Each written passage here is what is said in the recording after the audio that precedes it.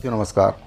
संविदा और दैनिक वेतनभोगी कर्मचारियों के नियमितीकरण को लेकर इस वक्त की बहुत ही महत्वपूर्ण जानकारी प्राप्त हो रही है। हाई कोर्ट के द्वारा कर्मचारियों के नियमितीकरण को लेकर एक बहुत ही महत्वपूर्ण आदेश जारी किया गया है। तो क्या है पूरी जानकारी आपको विस्तार से इस वीडियो के माध्यम से बताऊंगा। आपसे निवेदन है कि अगर पहली बार चैनल पर विजिट कर रहे हैं तो चैनल को सब्सक्राइब जरूर करें, बेल आइकन को प्रेस करना ना भूलें, उसको ऑल पर सेट करके रखें, जिससे आपको हमारे द्वारा बनाए गए सभी नए वीडियो के नोटिफिकेशन लगातार इस चैनल के माध्यम से मिलते रहें।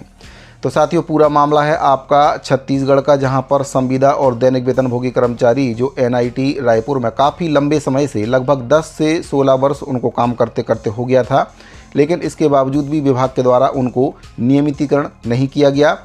मैं आपको यहाँ पर ये बताना चाहूँगा कि जो भी संविदा और दैनिक वेतनभोगी कर्मचारी जिनके द्वारा याचिका दायर की गई थी, वे सभी अर्हताएँ पूरी करते हैं, यानी कि वे नियमित पद के विरुद्ध काम कर रहे थे, उनके पास नियुक्ति पत्र था और रोस्टर नियम का पालन करके वे आए हुए थे।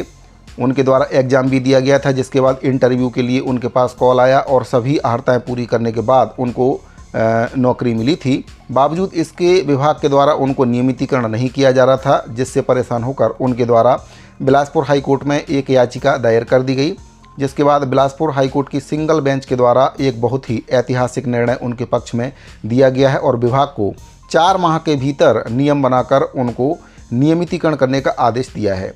जबकि जो शासन के ओर से या विभाग की ओर से जो अधिवक्ता थे, उनके द्वारा ये कहा गया है कि नियमितीकरण का कोई भी प्रावधान इनके लिए नहीं है। बावजूद इसके हाई कोर्ट के द्वारा उनको आदेशित किया गया है कि नियम कानून बनाकर इनको नियमित किया जाए, क्योंकि काफ़ी लंबे समय से ये विभाग में अपनी सेवाएं दे रहे हैं। 10 से 16 वर्ष इनको काम करते करते हो गया है, काफ़ी अनुभव भी इनके पास है। इसीलिए जिस पद पर ये काम कर रहे हैं उसी पद पर उनको नियमितीकरण किया जाए।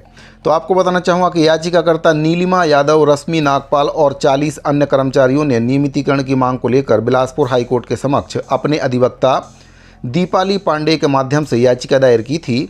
याचिकाकर्ताओं ने अपनी याचिका में कहा कि वे NIT रायपुर में संविदा और दैनिक वेतनभोगी कर्मचारी के रूप में काम कर रहे हैं। नियुक्ति से पहले विधिवत विज्ञापन जारी किया गया था। लिखित परीक्षा उत्तीर्ण करने के बाद संस्थान ने इंटरव्यू के लिए कॉल किया। इंटरव्यू के बाद मेरिट के आधार पर नियुक्ति दी गई। याचिका के अनुसार जिस पद पर वे काम कर रहे हैं, शैक्षणिक योग्यता के साथ ही पर्याप्त अनुभव भी वे रखते हैं। याचिकाकर्ता के अनुसार सभी कर्मचारी नियमित पद के विरुद्ध काम कर रहे हैं और काम करते करते उनको 10 साल से भी अधिक का समय हो गया। इस लिहाज से पर्याप्त अनुभव भी उनके पास है। मामले की सुनवाई करते हुए जस्टिस AK प्रसाद की सिंगल बेंच में हुई याचिकाकर्ताओं की ओर से पैरवी करते हुए अधिवक्ता दीपाली पांडे ने सुप्रीम कोर्ट के द्वारा पारित स्टेट ऑफ कर्नाटक विरुद्ध उमा देवी, स्टेट ऑफ कर्नाटक विरुद्ध ML केसरी, विनोद कुमार और अन्य विरुद्ध union of India, state of Orissa विरुद्ध मनोज कुमार प्रधान, श्रीपाल और अन्य विरुद्ध नगर निगम गाजियाबाद आदि आदेशों का न्याय दृष्टांत प्रस्तुत किया। मामले की सुनवाई करते हुए जस्टिस AK प्रसाद ने कहा है कि याचिकाकर्ताओं को काम करते हुए 10 से लेकर 16 साल तक का समय हो चुका है। जो कर्मचारी जिस पद पर पहले से ही काम कर रहे हैं, उसी पद के तहत उन्हें नियमित किया जा सकता है। कोर्ट ने याचिकाकर्ताओं को 4 महीने के भीतर नियमितीकरण करने का निर्देश NIT को दिया है, जबकि NIT के जो अधिवक्ता हैं उनके द्वारा नियमितीकरण करने के लिए कोई नियम नहीं है, ऐसी बात उनके द्वारा कही गई है।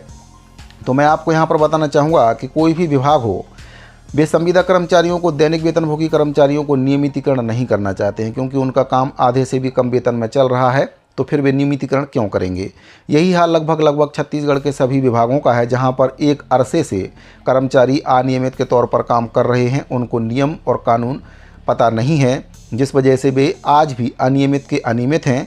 तो साथियों, मैं आपको यहाँ पर बताना चाहूँगा कि अगर आपके पास नियुक्ति पत्र है और आप रोस्टर नियम का पालन करके आए हैं, विज्ञापन आपके लिए भर्ती में निकाला गया था, जिसमें आप एग्ज़ाम देकर अगर आए हैं और रोस्टर नियम का पालन करके आपको नियुक्ति पत्र मिला है, तो फिर आप नियमितीकरण के लिए पात्र हो जाते हैं। और ऐसे कर्मचारी जो 10 वर्ष की सेवा पूरी कर चुके हैं, वे भी नियमितीकरण के लिए पात्र हैं। तो साथियों, अगर आपको विभाग नियमितीकरण नहीं कर रहा है तो फिर आप कोर्ट का सहारा ले सकते हैं। हाई कोर्ट में जाकर आप याचिका दायर कर सकते हैं। नियमितीकरण को लेकर अभी जितनी भी याचिकाएं लगाई जा रही हैं हाई कोर्ट के द्वारा, उसमें सभी याचिकाओं की सुनवाई करते हुए नियमितीकरण का स्पष्ट आदेश दिया जा रहा है। अगर आप भी चाहें तो हाई कोर्ट में जाकर याचिका लगा सकते हैं। अगर आप सभी अर्हताएं पूरी करते हैं तो फिर आपको नियमितीकरण होने से कोई भी नहीं रोक सकता है।